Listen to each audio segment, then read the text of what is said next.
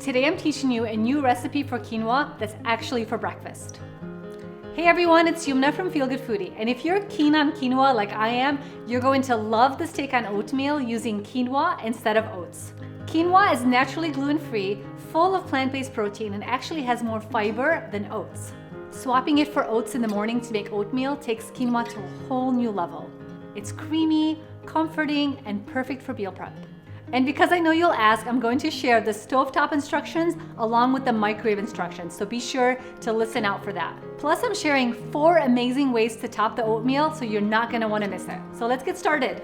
The first step is to rinse the quinoa. So quinoa has a natural coating on the outside that helps to protect it from bacteria, but that coating is actually bitter as well. So if you rinse it, it helps to remove that bitterness so that the quinoa tastes more sweet. So I'll transfer it to a colander and rinse it. Now we'll take the rinsed quinoa and add it to a pot. And now we want to lightly toast the quinoa just to give it a little bit more of a nutty flavor. And you don't need to add anything to it when you're toasting it, just toast it dry in the pan. And you want to listen for those popping noises, that's when you know it's really getting toasted. And now to make it creamy, I like to cook it with almond milk instead of cooking it with water. So I'm going to use 2 cups of almond milk for every cup of quinoa. And then add a pinch of salt or up to 1/8 of a teaspoon of salt. If you think that salt is not important here, think again. The salt is really going to round out the flavor and bring out that nice nutty flavor of the quinoa and also balance out the sweetness from the maple syrup we'll use. And to the pot, I also like to cook it with the maple syrup, so I'm going to add about a tablespoon of maple syrup.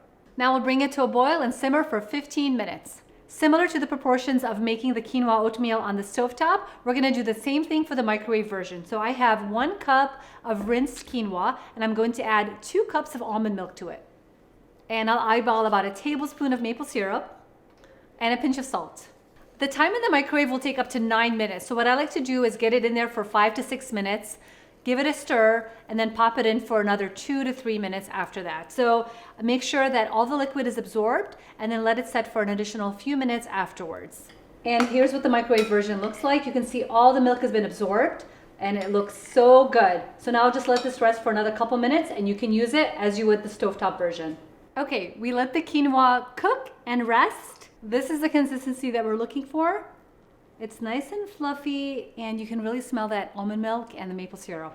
You want to be careful not to overcook the quinoa so that it doesn't become mushy, but you want to make sure that all the liquid is absorbed just like this. And now's the fun part, you guys. I'm going to show you 4 different ways to serve this that takes this breakfast to a whole nother level. First, let's go ahead and serve these into some bowls. And 1 cup is perfect for a family of 4. So this is what I usually do for my family. You can divide it up into 4 bowls. For the first one, we're going to do some apples, along with some pecans, cinnamon, and maple syrup. Oh, I think that's the one I'm gonna pick. That looks so good. All right, for the next one, we're gonna go tropical. We're gonna do some mangoes, some coconut yogurt, coconut flakes, and I always add a little bit of crunch, so we're gonna do some granola on top of this one. Okay, maybe that one looks better. Oh my gosh, I can't decide. They both look so good. The next one we're gonna do starts with blueberries.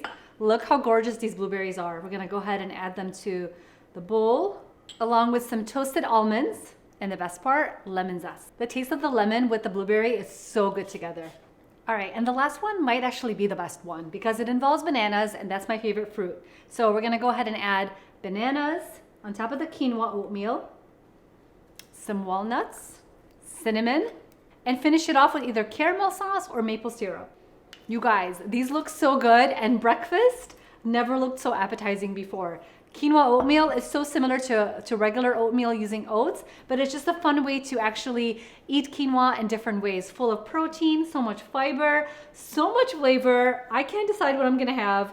I think I should be a good host though and let Video Matt pick one first. So Video Matt, which one do you want to try first? All right, he wants the banana one. I'm gonna sacrifice it for him. Here you go.